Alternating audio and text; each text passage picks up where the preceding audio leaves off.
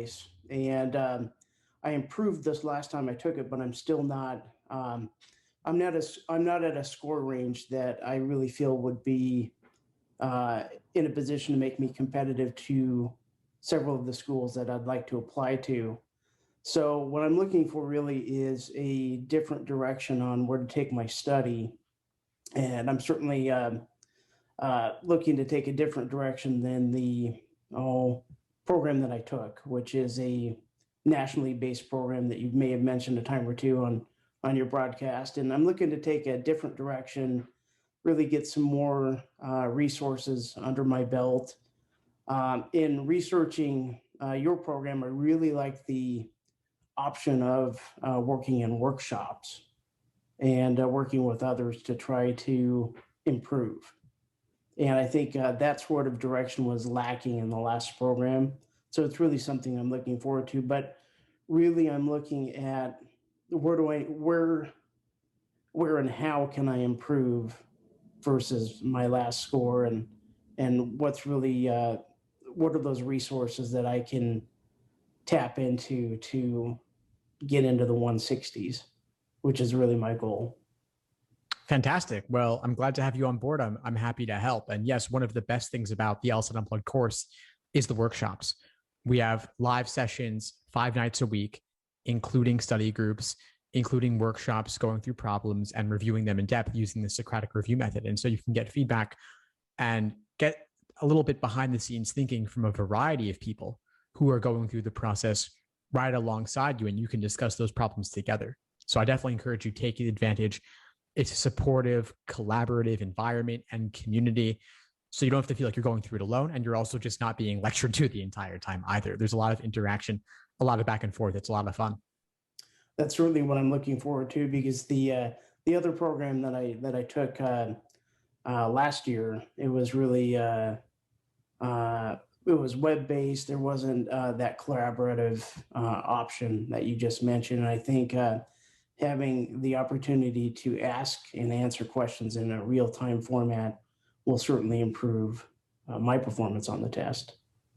Fantastic. Great. Well, I would definitely encourage you to attend.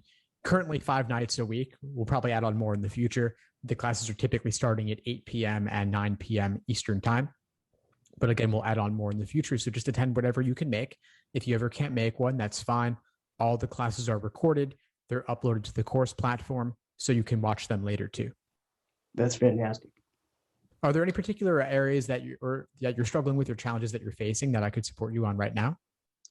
Well, I think really the two largest areas that I am working on and need improvement on are certainly logic games, and really the biggest one I would say is reading comprehension.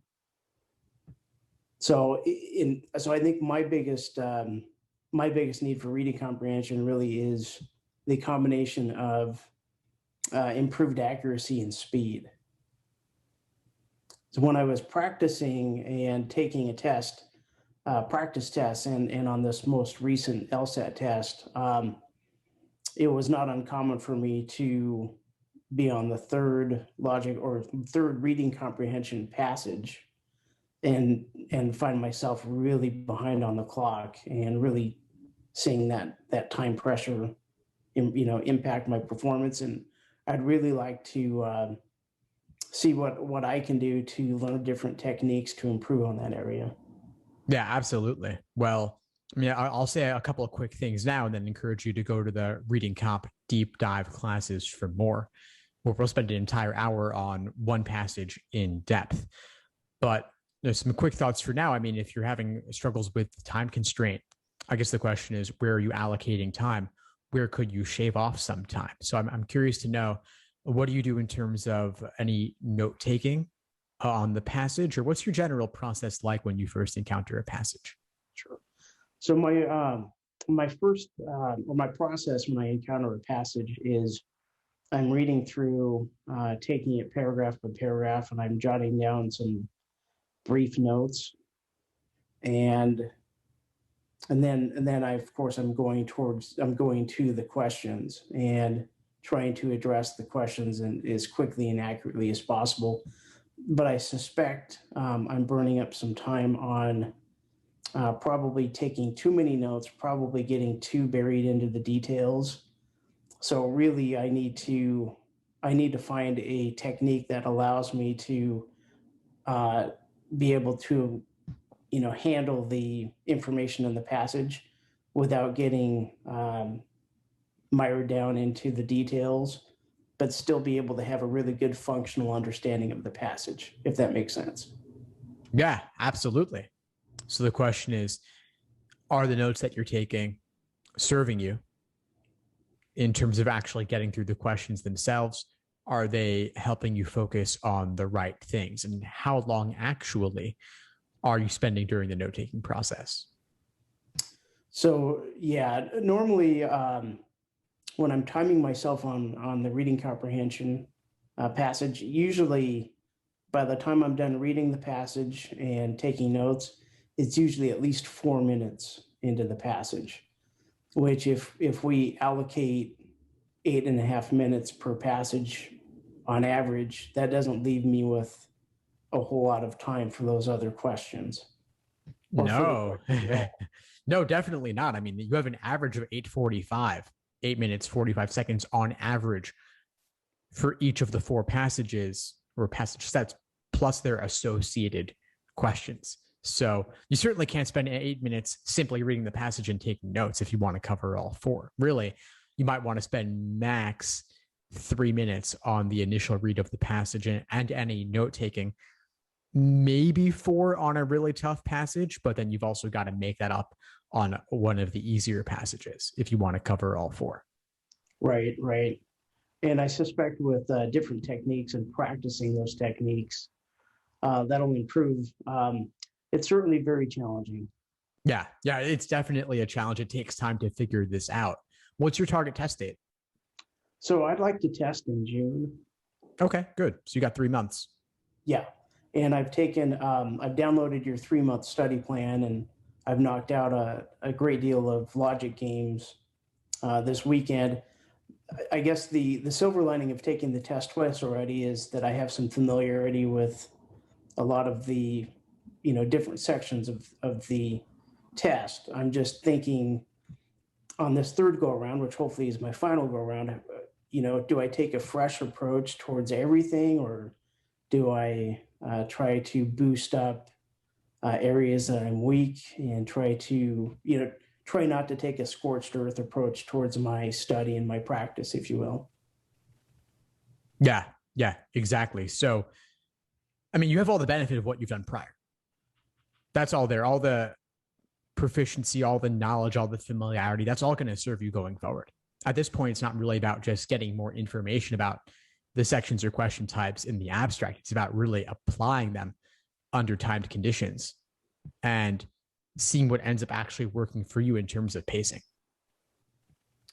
Indeed, and I think practice and workshops. I think that will certainly go a long ways towards boosting that performance.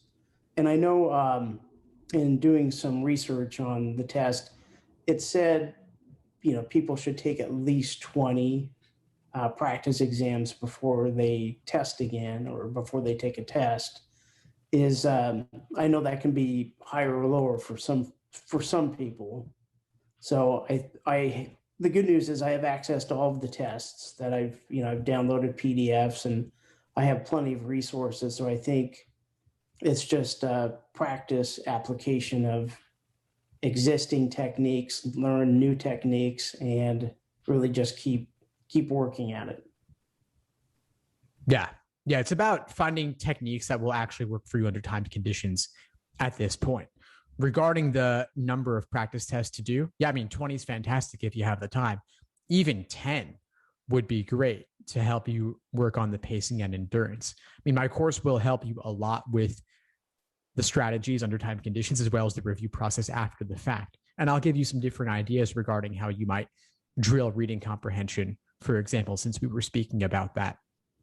And you can also play with different levels of note taking. I mean, generally, I'd say just try keeping it more minimal. If you're spending 8 minutes on the read and the note taking, that's obviously not going to work under timed conditions.